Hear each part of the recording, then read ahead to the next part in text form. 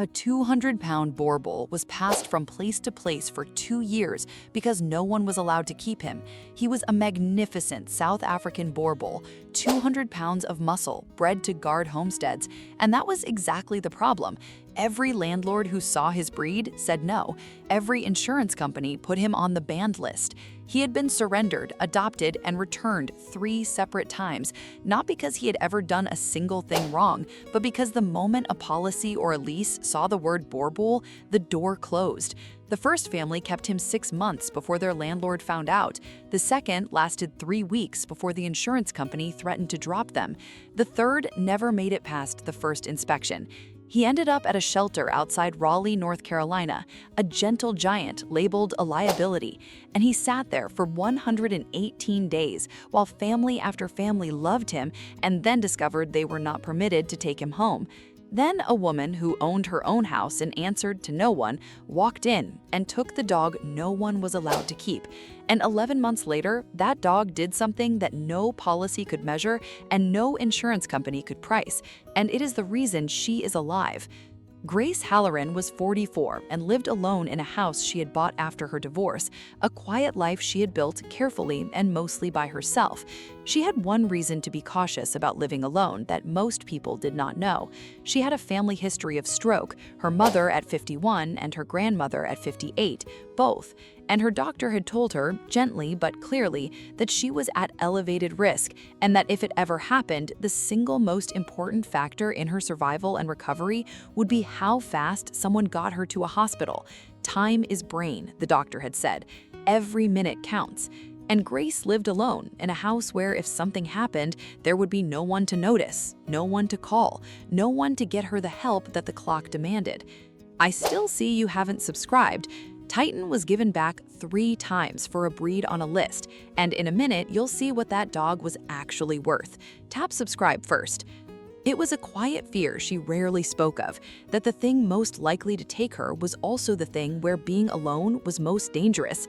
She had not gone to the shelter for a guard dog. She had gone, honestly, because the house was too quiet and she wanted the company. And she was looking at the medium dogs when a volunteer mentioned, almost sadly, the 200-pound Boerboel in the back who had been returned 3 times in 2 years because nobody's landlord or insurance would allow him. Grace, who owned her house outright and answered to no one, felt something turn over at that. She went to look, and the 200-pound dog who had been given back by 3 families through no fault of his own came to the front of his kennel and looked at her with a calm, steady patience. The look of a dog who had learned not to hope too much. Grace knelt down. The enormous animal leaned his massive head against the bars into her hands and let out a slow breath. And she understood that this dog and she had something in common, a life of being passed over and starting again. She signed the papers that afternoon. His name was Titan. Titan moved into Grace's quiet house and filled it completely. He was 200 pounds of calm, devoted presence, and the silence that had pressed on Grace for years simply lifted. Titan followed her from room to room. He lay at her feet while she worked. Titan slept beside her bed, a warm mountain of a dog whose steady breathing in the dark was the most comforting sound she had heard in years. The company she had wanted, she got, and far more than she had expected, because Titan did not just live in her house, he attached himself to her with the complete devotion of a dog who had been given back too many times and had finally, at last, found a person who would keep him. He was going nowhere, and he watched her, always, with a focus she found sweet, without understanding at first what it would come to mean. And there was in fact something more to the way Titan watched Grace. He was attuned to her in a way that went beyond affection, aware of her rhythms, her moods, the small daily patterns of her body, in the way that dogs can be when they bond that deeply to one person. Titan knew when she was tired before she did. He knew when she was getting sick. Titan seemed to read her body like a book he had memorized, and while Grace thought of it only as the sweet, intense devotion of a rescued dog, it was something more than that, an animal so tuned to his person that he would notice the moment something in her went wrong. She did not know it yet, but the dog 3 families had been forced to give back had made himself the one thing she had most needed and never had, someone in the house who was always watching. If you have ever been kept safe by something that simply refused to stop paying attention to you, you already know what this felt like. The months passed, and Grace's careful, solitary life became a shared one, built around a giant dog who adored her. The old, quiet fear of living alone eased because she was not truly alone anymore, not with 200 pounds of Boerboel tracking her through the house.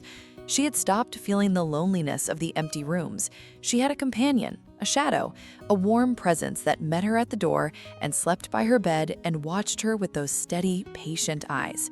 And then, on an ordinary morning in autumn, the exact thing Grace had always feared came for her, and the dog nobody had been allowed to keep did the thing that saved her life.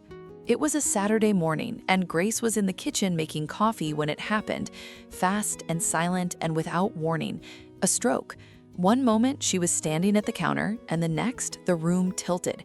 Her arm went numb and useless. The mug slipped from her hand and shattered on the floor, and she went down, half her body no longer answering her, unable to speak, unable to get up, unable to reach the phone on the counter above her. She was on the kitchen floor, conscious but failing, and the clock that her doctor had warned her about, the one where every single minute stole more from her, had started to run. Alone, she would not have been found for hours. Alone, it would have been catastrophic. And Titan did the thing that saved her. Titan was beside her before she had finished falling, but he did not simply lie down with her, did not simply comfort her, because 200 pounds of Boerboel had understood instantly that this was wrong, that his person was in mortal trouble, and Titan acted. Titan began to bark, huge and relentless, the deep, enormous sound of a 200-pound dog filling the house and carrying 100 feet out into the street. And when barking alone did not bring help fast enough, Titan did more. He went to the front door and threw his whole body against it, and Titan scratched and slammed and bellowed until a neighbor, a retired man 2 houses down who was out in his yard, heard the commotion and came to see, and found an enormous dog frantic at a door, and understood that something was terribly wrong, and looked through the window to see Grace down on the kitchen floor. He called 911. The paramedics came in under 8 minutes because a neighbor had called the moment the dog raised the alarm, and Grace got to the hospital inside the roughly 3-hour window where a stroke can still be treated. The window her doctor had told her was everything. Time is brain, and Titan had bought her that time. Grace survived, and because she reached the hospital so fast, she recovered fully, the outcome that only comes when help arrives in time. The doctors told her plainly what every stroke patient who lives alone almost never gets to hear, that the speed had saved her, her life and her ability to walk and speak and be herself, and that without the dog who raised the alarm, she would not have been found until it was far too late. The same 200-pound Boerboel that 3 families were forced to give back, the same dog labeled a liability, a banned breed, an insurance risk, the one nobody was allowed to keep, the same steady, patient dog 3 homes had been forced to return. He was not a liability and he was not a risk. He had been given back for the crime of his breed on a list, and the first person free to keep him got a guardian so attuned to her that he knew the instant her body failed, and who raised such an alarm that a neighbor came and a life was saved inside the only window that mattered. He had been called too dangerous to insure. He was the reason she lived. Grace told their story, and it spread far past Raleigh because so many people had never once considered that the breeds they were taught to fear might be the ones who would save them. The shelter was flooded with people asking about the banned breeds, the returned dogs, the ones labeled liabilities that nobody's landlord would allow. 8 dogs of so-called dangerous breeds that had waited too long found homes the month it spread. Today, Grace is fully recovered and living her life, and the enormous Boerboel is still at her side every hour of every day, still following her from room to room, still watching her with the steady, patient attention that once got him labeled nothing but a risk. Titan still sleeps beside her bed. He still meets her at the door. And every single day, a 200-pound Boerboel still shadows the woman he was born to protect, still keeps the constant, devoted watch that 3 families were forced to give up, and 1 woman was finally free to keep, because as far as Titan is concerned, guarding the one person who was allowed to love him is the whole reason he was saved. We look at a dog and we see his breed on a list, a liability, a risk, a thing to be feared and refused, and we close the door. We never once ask whether the animal we were told to fear might be the exact one who will refuse to leave when your body fails, who will raise the alarm that saves your life, who will love you with everything 3 other families were not allowed to keep. Sometimes the dog the world called dangerous is the only reason you are still here. So tell me, was Titan a liability, or did the dog nobody was allowed to keep turn out to be the reason one woman survived? Drop your answer in the comments, and if a dog ever saved someone you love, say his name below.